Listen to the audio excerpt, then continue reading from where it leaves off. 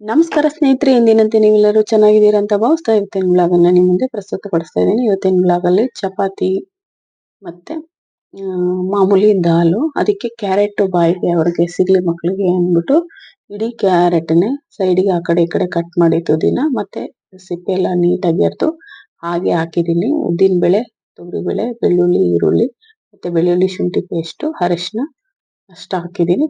ಖಾರಕ್ಕೆ ಚೂರು ಸ್ವಲ್ಪ ಖಾರದ ಪುಡಿ ಹಾಕಿದ್ದೆ, ಜೊತೆಗೆ ಉಪ್ಪು ಇಷ್ಟ ಹಾಕ್ಬಿಟ್ಟು ದಾಲ್ ತರ ಮಾಡಿದ್ದೀನಿ. ಒಂದ್ ಸ್ವಲ್ಪ ಕರ್ಬೇವಿನ ಸೊಪ್ಪು ಕೂಡ ಹಾಕಿದ್ದೀನಿ. ಒಗ್ಗರಣೆ ಹಾಕಿದ್ರೆ ಆಗೋಯ್ತು ನೋಡಿ. ಇದನ್ನೆಲ್ಲ ರೆಡಿ ಮಾಡಿ ಇಟ್ಟಿದ್ದೀನಿ. ಉಪ್ಪು ಗಿಪ್ಪು ಎಲ್ಲ ಹಾಕಿ ಇದನ್ನ ಫುಲ್ ಕ್ಲೋಸ್ ಮಾಡ್ಬಿಟ್ಟು ಇವಾಗ ಅದ್ ರೆಡಿ ಮಾಡ್ಕೊಂಡು ಸೈಡ್ ಅಲ್ಲಿ ಚಪಾತಿ ಮಾಡ್ತೀನಿ.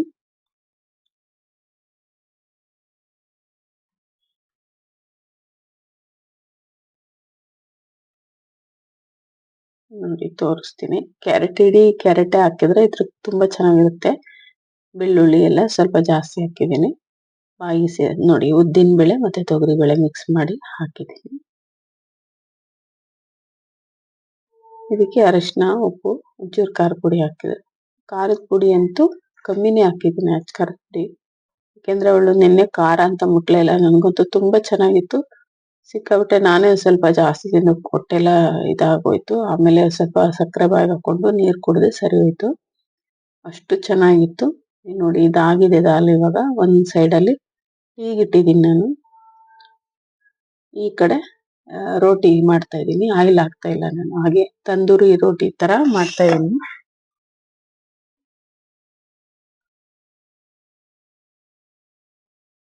ಇದು ಫೈನಲಿ ಆಯ್ತು. ಇವಾಗ ನಾಯಿಗೆ ಹಾಲುವನ್ನ ಕಲಸಿ ಚೆನ್ನಾಗಿ ಕಿವುಚ್ಬಿಟ್ಟು ನೋಡಿ, ಅದು ಉಪ್ಪು ನಾನು ಅನ್ನ ಮಾಡುವಾಗ ಯಾವಾಗ್ಲೂ ಅಷ್ಟೇ ಅನ್ನಕ್ಕೆ ಉಪ್ಪು ಹಾಕಲ್ಲ. ಸಾಂಬಾರ್ಗೆ ಪಲ್ಯಗಳಿಗೆ ಹಾಕ್ತೀನಿ. ಚಪಾತಿ, ಅನ್ನ, ಮುದ್ದೆ ಯಾವ್ದಕ್ಕೂ ಉಪ್ಪು ಹಾಕಲ್ಲ ನಾನು. ಕೆಲವರು ಹಾಕ್ತಾರೆ, ಮುದ್ದೆಗೂ ಸಹ ಕೆಲವರು ಹಾಕ್ತಾರೆ. ನಾನು ಹಾಕಲ್ಲ, ಅನ್ನಕ್ಕೂ ಹಾಕಲ್ಲ, ಚಪಾತಿಗೂ ಹಾಕಲ್ಲ. ಚಪಾತಿ ಹಿಟ್ಟು ಕಲ್ಸೋವಾಗ ಪಲ್ಯ ಮತ್ತು ಸಾಂಬಾರ್ಗೆ ಏನ್ ಮಾಡ್ತೀವೋ ಅದಷ್ಟು ಸಾಕಾಗುತ್ತೆ. ಯಾಕಂದ್ರೆ ಮನೆಯಲ್ಲಿ BP ಆ ತರ ಇರೋರು ಇದ್ರೆ, ಅಥವಾ ಉಪ್ಪು ಜಾಸ್ತಿ ದೇಹಕ್ಕೆ ಒಳ್ಳೇದಲ್ಲ. ಉಪ್ಪು ಮತ್ತು ಸಕ್ಕರೆ ದೇಹಕ್ಕೆ ಅಷ್ಟೊಂದು ಒಳ್ಳೇದಲ್ಲ. ರುಚಿಗೆ ತಕ್ಕಷ್ಟು ಮಾತ್ರ ಇದ್ ಮಾಡ್ಬೇಕು. ನೋಡಿ ಇವಾಗ ನಾನು ಟೀನ ಒಂದ್ ಕಡೆ ಮಾಡಿಟ್ಟಿದ್ದೀನಿ. ಅದು ಆರೋ ಅಷ್ಟ್ರಲ್ಲಿ, ತಣ್ಣಗಾಗೋ ಅಷ್ಟ್ರಲ್ಲಿ ನಂಗೆ ಕುಡಿಬೇಕು. ಜೊತೆ ಕೆಲ್ಸನೂ ಫಿನಿಶ್ ಮಾಡ್ಬೇಕು. ಅನ್ನನ ಕಲಸಿದೀನಿ ನಾಯಿಗೆ, ಮಕ್ಳಿಗೆ, ಇವನಿಗೆ ನನ್ ಮಗನ್ಗೆ ಬಾಕ್ಸ್ ಹಾಕಿ ಇಟ್ಟಿದ್ದೀನಿ. ಅನ್ನ ಕಲ್ಸಕ್ ಇಟ್ಟಿದ್ದೀನಿ, ಇನ್ನ ಕಲ್ಸಿಲ್ಲ. ನಾಯಿಗೆ ಹಾಲು, ಅನ್ನ, ಉಪ್ಪು ಕರಗದಾದ್ಮೇಲೆ ಹಾಕಿ ಚೆನ್ನಾಗಿ ಕಿವುಚಿ ಕಲ್ಸಿಡ್ತೀನಿ. ಇವ್ರಿಗೆ ಬಾಕ್ಸನ್ನ ರೆಡಿ ಮಾಡಿದೀನಿ. ಮುಖೇಶನ್ಗೆ ಅದೇ ಹಾಕ್ತೀನಿ. ತುಂಬಾ ಇಷ್ಟ ಇದು.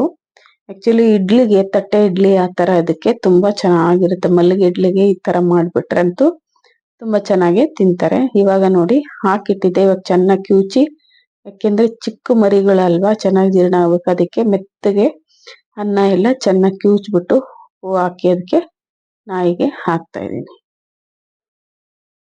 ಈಗ 2 ದಿನದಿಂದ ನನ್ನ ವಿಡಿಯೋದಲ್ಲಿ ನಮ್ಮ ನಾಯಿ ಮರಿಗಳನ್ನ ತೋರ್ಸಿರ್ಲಿಲ್ಲ. ರಾಶಿ ಸ್ವಲ್ಪ ಕೆಲ್ಸ ಜಾಸ್ತಿ ಇದೆ ನೋಡಿ. ಒಳಗೆ ಬಂದ್ಬಿಟ್ಟಿದಾವೆ. ಒಳಗೆ ಆಕ್ಚುಲಿ ನಮ್ಮ ಮನೆಯವ್ರ ಇದ್ರೆ ಬಿಡಲ್ಲ. ನಾನು ಅಲ್ಲಿ ಅಡ್ಗೆ ಮನೇಲಿ ಇದೆ, ಇವ್ರು ಬಿಟ್ಬಿಟ್ಟಿದ್ದಾರೆ. ಇವನಿಗೂ ಟೈಮ್ ಆಗ್ಬಿಟ್ಟಿದೆ, ಹೊಟ್ಟೆ ಹಸಿವಾಗಿದೆ, ಅದಕ್ಕೆ ಆಚೆನೆ ಬಂದ್ಬಿಟ್ಟಿದಾವೆ. ಆಚೆಯಿಂದ ನೋಡಿ ಒಳಗೆ ಬಂದ್ಬಿಟ್ಟಿದಾವೆ. ತುಂಬಾ ಹೊಟ್ಟೆ ಹಸಿವಾಗಿದೆ. ಓಕೆ, ಅದಕ್ಕೆ ಪೆಡಿಗ್ರೀನು ಮಿಕ್ಸ್ ಮಾಡಿ, ಚಿಕನ್ ಪೆಡಿಗ್ರಿ ತಂದ್ರೆ ಹಾಕ್ತೀನಿ ನಾನು.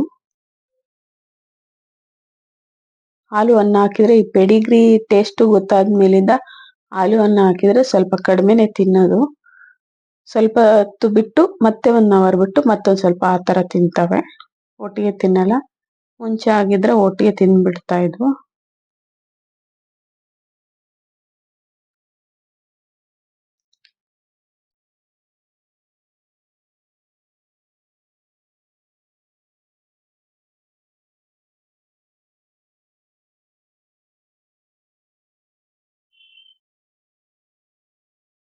ನೋಡಿ ನನ್ ಮಗಳ ಇವು ಮುದ್ದಾಡ್ತಾ ಇದ್ದೆ.